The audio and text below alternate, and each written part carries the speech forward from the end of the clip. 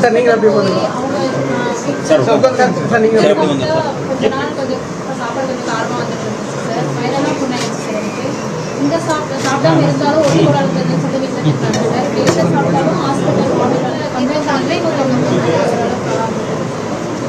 அங்கே ஏதோ நம்ம டீம் மறுபடியும் செக் பண்ணிருக்கோம் திரும்பி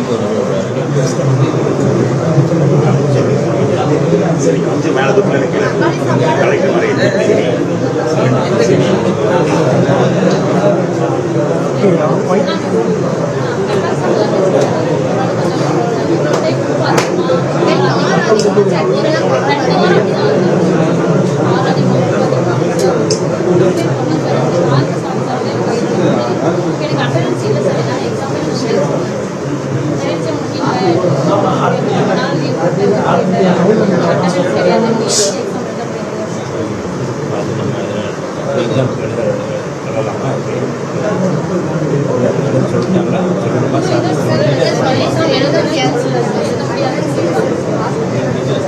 காலேஜ்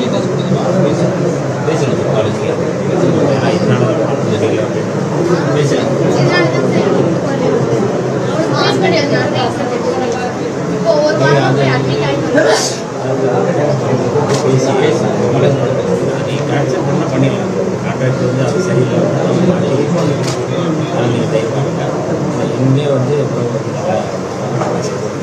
அது மாதிரி கம்ப்ளைண்ட் நம்ம ஆக்ஷன் பண்ணி 2 வருஷம் என்ன சார் இல்லை சார் பண்ணிடலாம் சார் 2 வருஷம் கான்ட்ராக்ட் என்ன அப்படியே இல்லை குவாலிட்டி சரியில்லை பிள்ளைய நல்லா இருந்தால் தானே வந்து அவங்க படிப்பாங்க இல்லை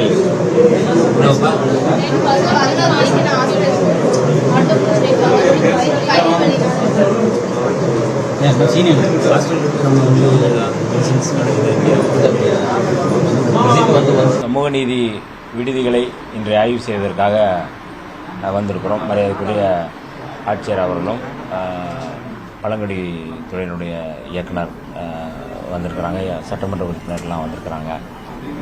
மாணவிகளிடம் இன்றைக்கு வந்து ஏற்கனவே அது குறித்து வந்து புகார் வந்தது.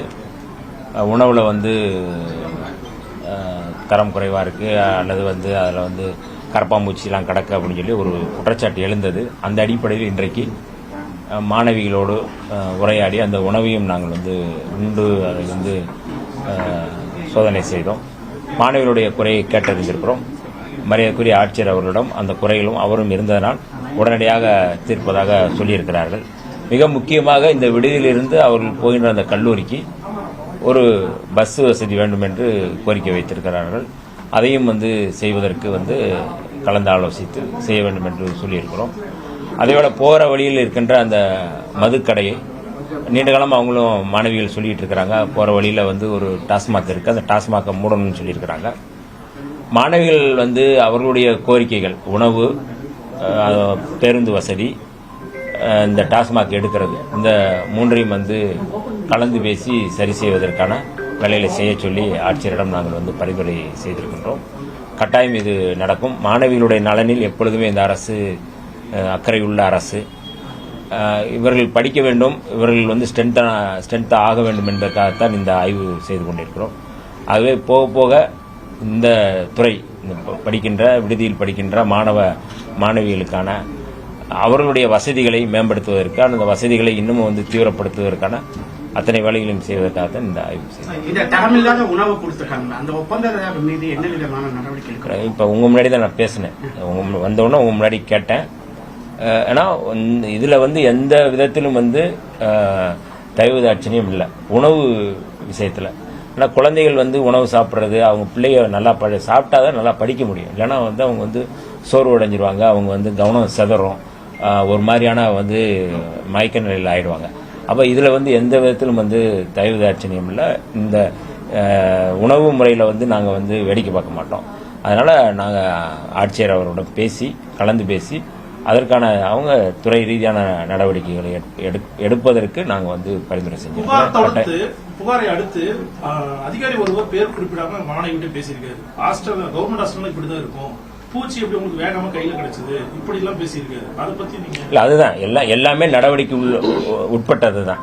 இதுல இருந்து யாரும் தப்பிக்க முடியாது, ஓடவும் முடியாது, ஒளியவும் முடியாதுங்கிறது போல நாங்க இந்த துறையை வந்து கடந்த காலங்களில் எப்படி இருந்தது எங்களுக்கு தெரியாது. இப்பெல்லாம் வந்து கோயம்புத்தூர் ஆட்சியர் வந்து ஒரு இன்னும் கூடுதலாக வந்து கடந்த காலங்களை விட ஒரு யங்கஸ்டாக வந்து அவர் இதில் வந்து கூடுதலாக கவனம் செலுத்துகிற ஒரு அதிகாரி தான்.